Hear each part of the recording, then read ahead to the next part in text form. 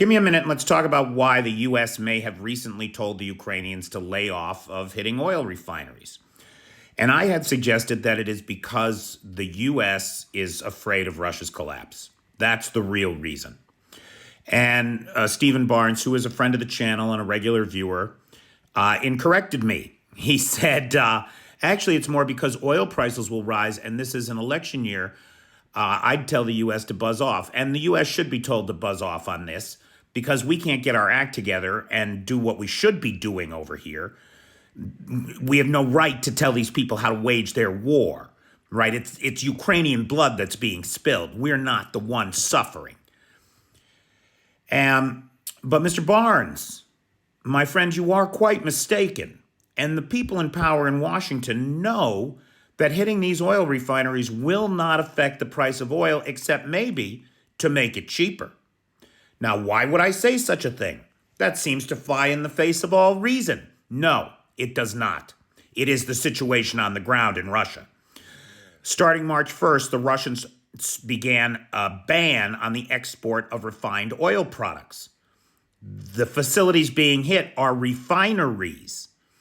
The fact that Russia is no longer exporting the 4% of the world's gas that it normally exports has already been priced into the market. We are aware that this production has stopped and that it will not begin again for at least 6 months, if it ever begins again at all. And so the effect on the market has already been felt. This refinery, all of these refineries, are producing products only and exclusively for consumption inside of Russia. So we're not talking about crude oil prices. We're talking about refined oil prices.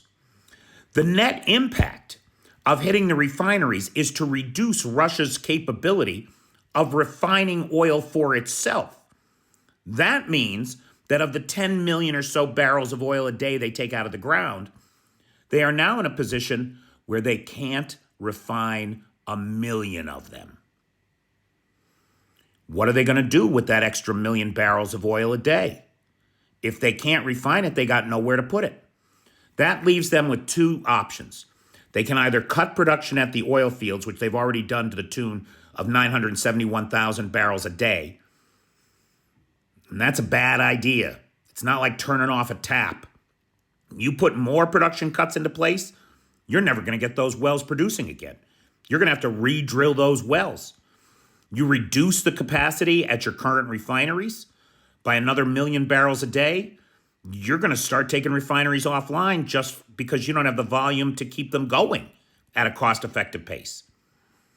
So the alternative is to sell those 1 million barrels of oil on the open market, if you can find buyers for them, because Russia's buyers are drying up faster than a sturgeon in the sun these days. So, Stephen, with all due respect, you're quite mistaken. This will not affect the price of oil internationally. This has nothing to do with the price of oil, or except it may drive it down if Russia decides it can't refine that extra 1 million barrels a day and it starts putting it on the open market. And the guys in Washington know that. They have to know that. They're paid to know that.